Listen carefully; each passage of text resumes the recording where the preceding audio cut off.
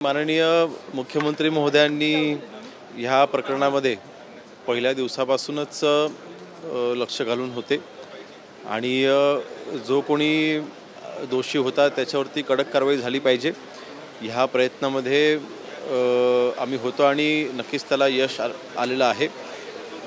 माननीय न्यायालयाचा मी मनापासून आभार मानतो। कुटुंबाला आणि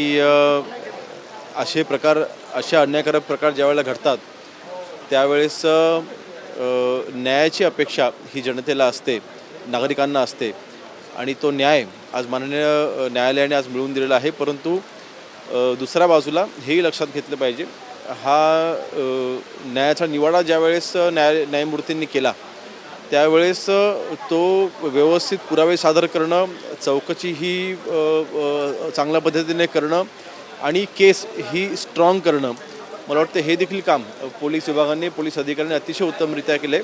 त्या सगळ्यांचं कौतुक करतो आणि माननीय मुख्यमंत्री महोदयांनी आत्ताच सभागृहामध्ये देखील सांगितलं की अशा सेन्सिटिव्ह केसेसमध्ये लवकरात लवकर निकाल लागले पाहिजेत।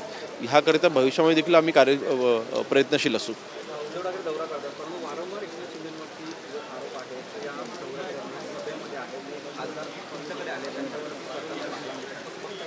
मला वाटतं उद्धवजींनी माननीय एकनाथ शिंदे साहेबांवरती टीका करण्याच्या अगोदर हे त्यांच्यासोबत का होतंय, का घडतंय, त्यांचे इतक्या जवळची माणसं त्यांना का सोडून जात आहेत ह्याचा थोडा त्यांनी अभ्यास केला पाहिजे, त्यांनी त्याचं आकलन केलं पाहिजे।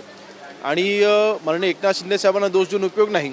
ज्यावेळेस 2019 साली आपण मुख्यमंत्री झालात त्याच वेळेस खऱ्या अर्थाने तुमची अधोगती तुम्हीच ती सुरू केलीत आणि त्याला कारणीभूत तुम्ही स्वतः आहात। त्यामुळे माननीय एकनाथ शिंदे साहेबांनी तर उलट शिवसेना वाचवली, जी काँग्रेसच्या दावणीला बांधून ठेवलेली शिवसेना शिंदे साहेबांनी वाचवल्यामुळे मला वाटतं माननीय एकनाथ शिंदे साहेबांनी आज ते ज्या पद्धतीने कार्य करतायत आणि शिवसेना ज्या पद्धतीने वाढवत आहेत, शिवसैनिक एकनाथ शिंदे साहेबांकडे आकर्षित होतोय। सर, उद्धव ठाकरेंनी असंही म्हटलेलं आहे का मराठी पंतप्रधान झाला तर आम्हाला मान्य आहे, देवेंद्र फडणवीस नाव जसं चर्चेत आहे तर मराठी पंतप्रधान झाला तर आम्हाला मान्य आहे, त्याचं आम्ही स्वागत करतो असं उद्धव ठाकरेंनी म्हटलं। नाही, त्याचं काही गैर नाही।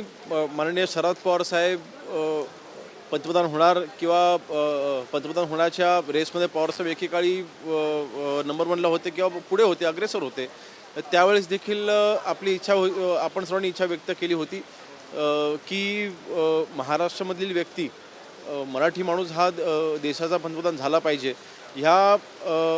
ही भावना व्यक्त करण्यामध्ये काही चुकीचं नाही, परंतु मला वाटतं त्यांच्या मनामध्ये कदाचित माननीय एकनाथ शिंदे साहेबांच्यामध्ये आणि फडणवीस साहेबांच्यामध्ये जो त्यांनी भांडणं लावायचं ह्यावेळी अगोदर प्रयत्न केलेला आहे किंवा दोन्ही नेत्यांमध्ये एक कटुता तयार करायचा त्यांनी प्रयत्न केलेला आहे, त्या दृष्टीने बोलत असं नक्कीच त्याला कधीही यश येणार नाही।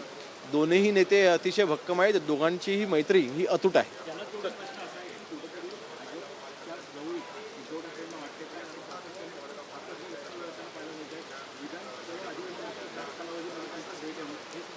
ज्या भाजपवरती वारंवार टीका करून ज्या भाजपने आमच्यावरती कसा अन्याय केला, माननीय अमित शाह साहेबांनी कसं आमच्याशी खोटं बोलले हे आरोप करून जे स्वतः मुख्यमंत्री झाले आणि भाजपसोबत असलेली नैसर्गिक युती तोडली, आता त्या भाजपच्या जवळ यायचे प्रयत्न करायचे ते करत असतील, कारण त्यांना आता दुसरा कुठला मार्ग उरलेला नाही। शिवसैनिक आता त्यांच्यासोबत आता थांबण्यास तयार नाहीत।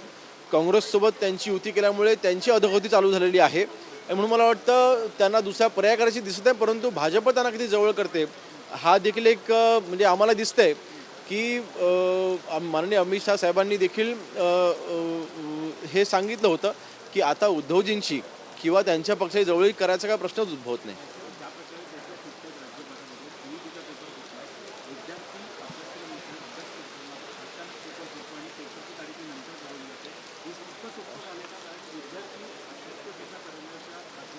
नाही बघा, नक्कीच विषय हा गंभीर आहे।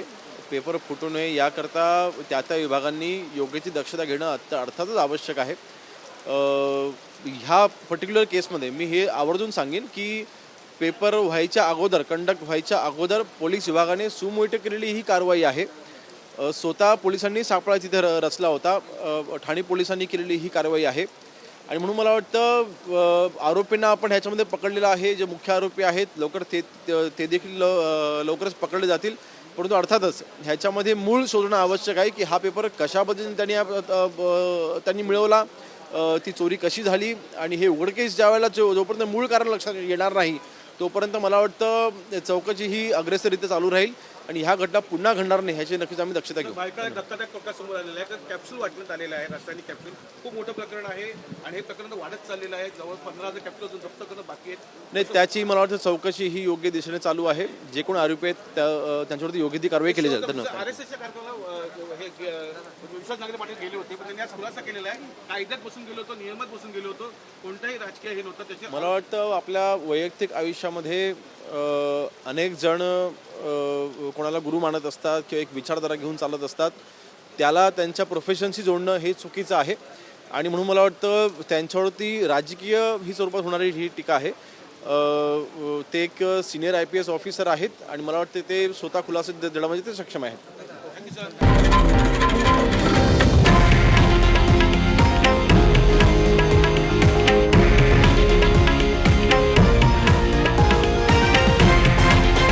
हे आहे देशातील नंबर 1 न्यूज नेटवर्क आणि आपण पाहत आहात TV9 मराठी, एकमेव.